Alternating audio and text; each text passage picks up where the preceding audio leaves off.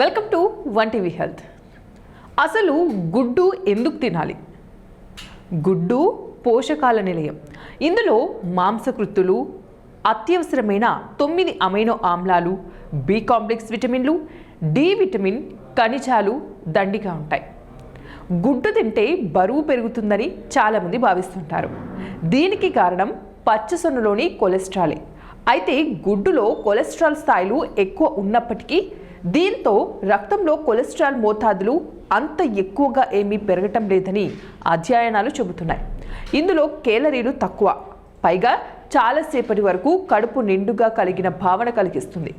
ఫలితంగా త్వరగా ఆకలి వేయదు. ఇలా ఇది పరోక్షంగా బరువు తగ్గడానికి తోడ్పడుతుందన్నమాట.